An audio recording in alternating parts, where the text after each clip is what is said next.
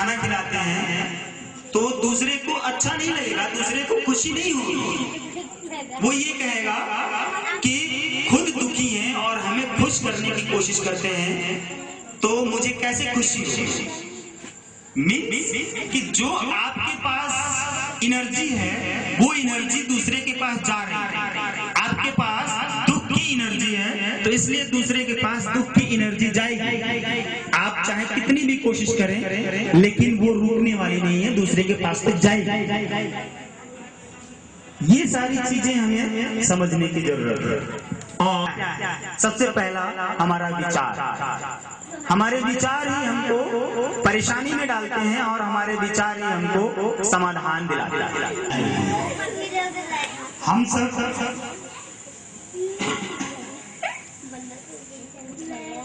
ईश्वर की संतान, और ईश्वर की संतान कैसे समझे कि हम ईश्वर की संतान हैं। क्या ईश्वर शरीर है? नहीं, वो तो निराकार है, उसका कोई आकार नहीं है। इसलिए हमारा भी कोई आकार नहीं है, मतलब हम भी उसी की तरह ज्योति बिंदु स्वरूप एक प्रकाश पुंज है, मीन्स की आत्मा है और उस परमात्मा के अंश। जब हम आत्म रूप में आएंगे तब परमात्मा को याद करेंगे तो हमारा उनका कनेक्शन होगा, और जब हमारा उनका कनेक्शन होगा तो उनसे जो उनके पास पावर है, जो उनके भीतर गुण है, वो सारे गुण हमारे भीतर आएंगे और स्वतः ही हम चार्ज होंगे, हमारी एनर्जी बढ़ेगी, हमारी थॉट लेवल बढ़ जाएगी, हमारी पावर बढ़ेगी और हम भीतर से जागृत होंगे, हमारे भीतर की शक्तियां बाहर आएंगी, वो हमारे व्यवहार में आएंगी। और वो कौन सी शक्ति? 700 दाने आपको वापस देता। उसी तरह से आपके द्वारा बोया गया एक सुंदर बीज, शुभ बीज, विचारों का शुभ बीज आपको 700 गुना के बराबर वापसी देता है। इसका क्या मतलब? जैसा बीज बोते हैं वैसे ही फसल काटते हैं, लेकिन ये ध्यान रखने की जरूरत है कि हमेशा हम बोते एक हैं और वापस हमको मिलता अनेक है। तो हम कैसे बीज बो रहे हैं? नकारात्मक बीज बो रहे हैं, यानी खराब बीज बो रहे हैं, या अच्छे बीज बो रहे हैं, सकारात्मक बीज बो रहे हैं? कैसे बीज बो रहे हैं ये हमारे सोच के ऊपर डिपेंड करता है। और एक दीवार के किनारे एक गिलास, दूसरे दीवार के किनारे दूसरा गिलास प्रयोग करने की बात आई तो उसमें एक व्यक्ति सुबह जाता था और शाम को भी जाता था, बाकी और कोई भी व्यक्ति उस कमरे में नहीं जाता था। वो जाकर करता क्या था कि एक गिलास को क्रोध में देखता था, गुस्से में, और उसको गालियां देता था, इस्तेमाल करता था, एक गिलास करता था, तुम गंदे हो। और दूसरे गिलास के पास जाता था तो कहता था तुम बहुत अच्छे, सुंदर, स्वादिष्ट हो, तुम पवित्र हो, तुम शुभ हो। इस तरह के शब्दों उसको बोलता था और यही क्रिया शाम को होती थी और ऐसा वो लगभग 30 दिन तक करता रहा। 30 दिन से पहले ही उन दोनों गिलासों में एक अद्भुत परिवर्तन हुआ। क्या? जिस गिलास को वो बुरा भला कहता था उस गिलास का पानी मटमैला होने लगा, गंदा होगा, और जिस गिलास को वो शुभ और अच्छा बोलता था, जिस पानी को, वो पानी वैसा ही था, बिल्कुल स्वच्छ, उसमें कोई भी परिवर्तन नहीं हुआ। क्यों? हम अपने जीवन में भी इसी तरह के व्यवहार करते हैं जहां पर हमसे गलतियां होती हैं। हमसे सबसे बड़ी गलती यही होती है कि हम अपने परिवार में एक व्यक्ति को अच्छा बोलते हैं और इसी तरह का व्यवहार करके गलती कर जाते हैं। कोई बच्चा थोड़ा नालायक है, थोड़ा सा शैतान है, तो उसकी गलतियां हम निकालते हैं कि तुम गलती कर रहे हो, बार बार तुम बुरे हो, तुम किसी काम के नहीं हो। तुम जरा अच्छे व्यवहार करो, सुधर जाओ, और उसको हम उसकी कमियां गिनाते रहते हैं।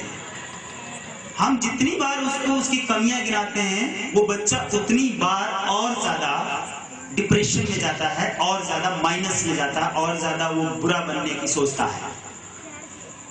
अच्छे व्यवहार करने लगेगा क्योंकि वो सोचता है कि मुझे तो अच्छा कहा जा रहा है, इसलिए वो अच्छा बनने की कोशिश करता है। और कई बार ऐसा होता है कि माँ बाप अपने बच्चों के साथ जो व्यवहार करते हैं, वो किस तरह का व्यवहार करते हैं। जब छोटा बच्चा होता है 5 साल का, तब तो वो अपने माता पिता के अधीन होता है। माता पिता जैसे चाहे उसको अपने हैंडल कर सकते हैं। और बच्चा 5 वर्ष तक के उम्र में स्वभाव में आ जाता है। वो थोड़ा परेशान हो जाता है कि हमारे ऊपर इतना बंधन क्यों लगाया जाता है, क्योंकि वो समझने लगा है कि मैं भी सोच सकता हूँ, मेरे पास भी अकल है, मैं कुछ कर सकता हूँ। लेकिन बार बार माता पिता, तुम्हें ये नहीं करना है, तुम्हें ऐसे नहीं करना, ऐसे नहीं बैठना है, तुम्हें टीवी नहीं देखनी है, तुम बाहर इतनी ज्यादा देर तक खेलते हो, तो होमवर्क नहीं पूरा करते हो, हर बार में नहीं नहीं नहीं। और इन्हीं गलतियों को हम जान नहीं पाते हैं और बच्चा हमसे आउट ऑफ कंट्रोल होने लगता है। अब वो 10 से 15 वर्ष की उम्र में जब पहुंचता है, तब माता पिता उसके साथ कैसा व्यवहार करते हैं, उसके साथ तब वो उसी तरह का व्यवहार करेंगे, चाहेंगे। लेकिन माता पिता को ऐसा करना नहीं चाहता। गलती माता पिता से यहीं पर होती है, बच्चे जब बिगड़ते हैं। बच्चों के बिगड़ने का मूल कारण कौन है? माता पिता। माता पिता से गलतियां होती हैं। माता पिता अपने पिता बच्चों को अपनी तरह बनाने की कोशिश करते हैं कि मेरी तरह बन जाओ तुम। मैं कहता हूं कि आप अपनी तरह क्यों अपने बच्चे को बनाना चाहते हैं? बच्चा स्वयं अपने कर्म का फल लेकर आया है, उसको अपने तरीके से जीने दीजिए, उसको सिर्फ गाइड कीजिए। आप उसको सिर्फ ये बताइए कि बेटा ये मार्ग ठीक नहीं है, इस मार्ग पे चलना है, इस मार्ग पे नहीं। आप ये ना कहें। जब आप ये कहते हैं तो आप अपनी इच्छा उस बच्चे के ऊपर थोप रहे हैं, और यहीं पर बच्चा आपसे अलग होने लगता है, दूर होने लगता है, उसको दिक्कत होती है, और फिर वो आपसे बाहर होने लगता है, आपकी बात नहीं सुनता है, नहीं मानता है। फिर आप परेशान होते हैं, और तब भी आप बच्चे को कंट्रोल नहीं कर पा रहे हैं। 6 घंटे 7 घंटे ज्यादा से ज्यादा स्कूल में रहता है बच्चा, तो आप हर चीज बच्चे के टीचर से उम्मीद करते हैं। आप स्वयं क्या करते हैं? आपकी क्या जिम्मेदारी बनती है बच्चों के प्रति? अब माता पिता सोचते हैं हमने स्कूल में एडमिशन करा दिया तो हमारी जिम्मेदारी खत्म, फीस भर दी, हमारी जिम्मेदारी खत्म। अब तो टीचर समझे, एक ट्यूटर लगवा दिया तो ट्यूटर से सारी उम्मीदें कि वो 1 घंटे में सारी चीजें पढ़ा देगा।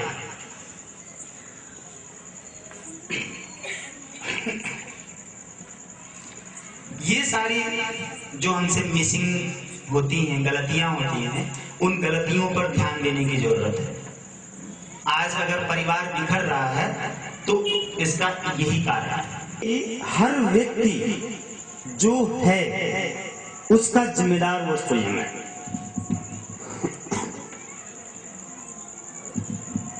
हर व्यक्ति अपने परिणाम का जिम्मेदार स्वयं है, लेकिन आप अपनी जिम्मेदारियों से मुख मोड़ते रहते हैं। आप अपनी जिम्मेदारियों को स्वीकारते नहीं, एक्सेप्टेंस नहीं करते हैं। आप स्वीकार नहीं कर पाते हैं कि जो दुख हुआ मुझे, उस दुख का जिम्मेदार मैं स्वयं हूं। यदि आपने उस जिम्मेदारी को स्वीकार लिया तो आपका दुख खत्म हो जाएगा और आप सुख में महसूस करने लगेंगे। जैसे एक एग्जांपल मैं देता हूं। रास्ते में आप जा रहे हैं या आप खड़े हैं, चर्चा अभी हम थोड़ी देर बात करेंगे। अकाउंट हमारे जीवन में है, हमारे साथ साथ हमारा अकाउंट चलता रहता है, और एक अकाउंट ऐसा है जो हम बैंक में खोलते हैं अपने नाम से। उसमें हम धन इकट्ठा करते हैं, और जो हमारे साथ साथ अकाउंट चलता है उसमें कौन सा धन इकट्ठा करते हैं, अभी उसके विषय में हम जानेंगे। लेकिन दूसरा रिएक्शन वहां पर क्या होता है? दूसरा रिएक्शन होता है कि जब हम ज्ञान में होते हैं, जब हम स्व को जान रहे होते हैं, सेल्फ को जान रहे होते हैं, यानी हम उजाले में होते हैं, रोशनी में होते हैं और आत्मज्ञान की अवस्था में रहते हैं, तब हम क्या करते हैं उसके साथ? फिर हमको एक क्षण के लिए भी गुस्सा नहीं आता है, हमें उस पर कोई भी गुस्सा नहीं आता है, और हम उसके प्रति सहानुभूति प्रकट करते हैं, हम उसके प्रति प्रेम प्रकट करते हैं। जीवन समृद्धशाली बनता जा रहा है, आपका जीवन उठता जा रहा है। आप अपने जीवन में जो कुछ भी कर रहे हैं, जो भी कार्य कर रहे हैं, उन सारे कार्यों में आपको सफलता मिल रही है। आपके परिवार में आपका मान सम्मान बढ़ गया। जो आपके रिश्ते टूटे हुए हैं वे रिश्ते जुड़ जा रहे हैं। हम अज्ञानता में जीवन जी रहे हैं, और वो अज्ञानता ये है कि मैं अपने आप को जानता ही नहीं, मैं हूं कौन। जब मैं अपने आप को जान लेता हूं तो हमें ज्ञान प्राप्त हो जाता है, और यही ज्ञान आपके इन सारी समस्याओं का समाधान कर देता है। मात्र एक ज्ञान जो हम जीवन भर उससे वंचित रहते हैं, और जिस क्षण उस ज्ञान का भान होता है तब हम जाग जाते हैं। अब तक तो सो रहे थे, तो जैसे ही हम जागे वैसे ही सवेरा, वो उम्र कोई भी हो सकती है। मैं आज आप लोगों के बीच में बैठा हूं, खड़ा हूं, और जो बातें बता रहा हूं ये सब सेल्फ रियलाइजेशन का परिणाम है। मैं किसी दूसरे मार्ग पर जा रहा था, और वो मेरा टीचिंग का मार्ग था। प्रोफेसर बनना चाह रहा था और मैंने उसी की पढ़ाई की, लेकिन चिंतन मंथन लंबे समय तक एकांत में बैठे रहने से जो हमको प्रेरणा प्राप्त हुई, जो ज्ञान प्राप्त हुआ, आध्यात्मिक ज्ञान, उस ज्ञान से मुझे ये समझ को इकट्ठा कर लेते हैं तो क्या करेंगे उसका। लेकिन धन इकट्ठा करना गलत नहीं है दोस्तों, धन इकट्ठा करना अच्छी बात है। कोई भी आध्यात्म यदि ये कहता है कि आप धन मत इकट्ठा करो तो वो सच्चा आध्यात्म नहीं है। मैं इस बात को महसूस करता हूं, अनुभव करता हूं, और मैं कहता हूं कि सबसे ज्यादा धन यदि कहीं है तो आध्यात्म में ही है।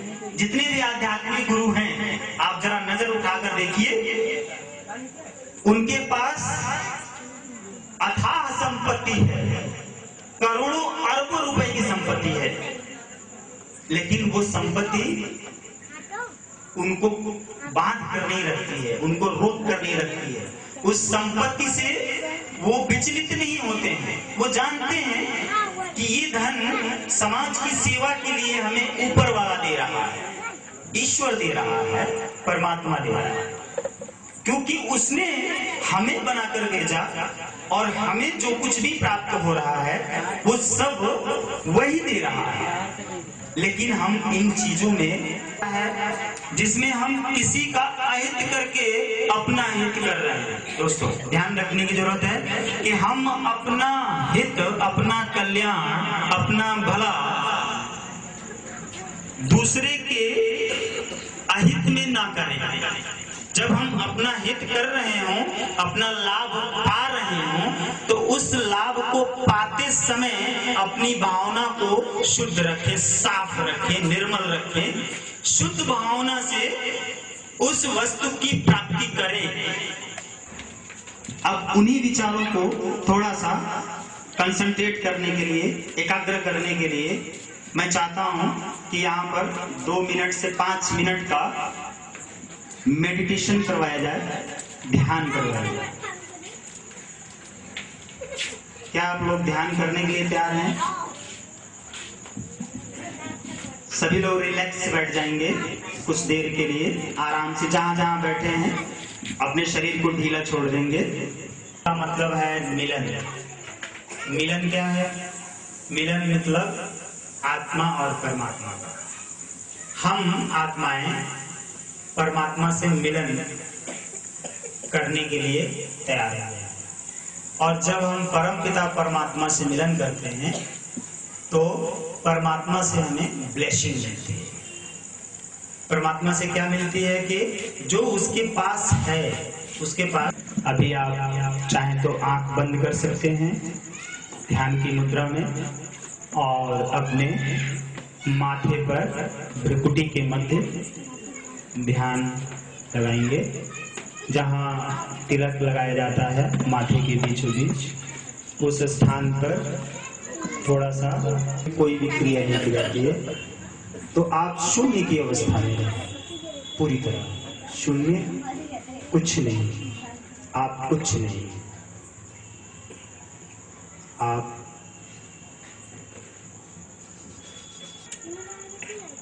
परमात्मा से मिलन कर रहे हैं, जहां पर